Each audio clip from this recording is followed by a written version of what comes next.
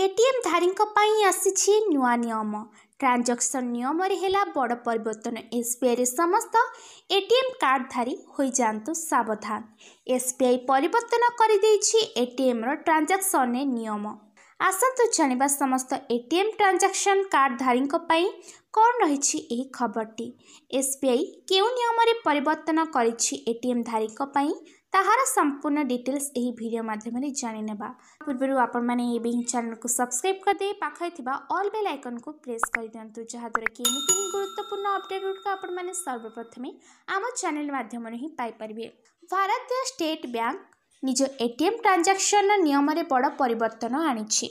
SBI निज ATM कारबार शुल्क एवं फी उपयोग सीमा रे परिवर्तन घोषणा करिछि।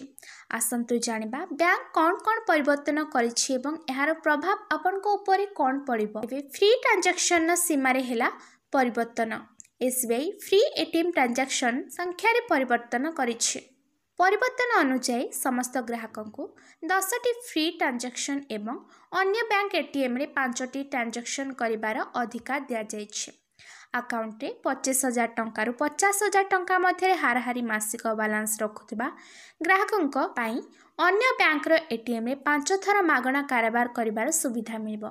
सेहीपरि 50,000 रु 1 लाख टंका मध्य बैलेंस रखुथिबा लोकन को मध्य एही अधिकार दिया जाइछि। 1 लाख रु अधिक टंका रखुथिबा खाताधारी एसबीआई एवं अन्य बैंक एटीएम रे असीमित मुक्त कारोबार आनंद नहीं पारिबे। अर्थात सेमानक पई कोनोसी भी लिमिट नहीं।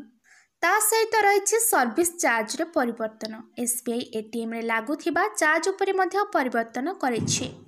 बैंक अनुसार जदि आपण थरे निजर फ्री एटीएम ट्रांजैक्शन लिमिट शेष करछन्ते तेबे एसबीआई एटीएम रे प्रति ट्रांजैक्शन ने 15 टंका सह जीएसटी आदाय करिवो। जदि आपण अन्य बैंक रो एटीएम व्यवहार करछन्ते तेबे एही चार्ज 21 टंका सह जीएसटी कटिवो। जदि आपण अन्य बैंक रो एटीएम रो व्यवहार करिवे तेबे आपण प्रति ट्रांजैक्शन ने 10 टंका सह जीएसटी देबे।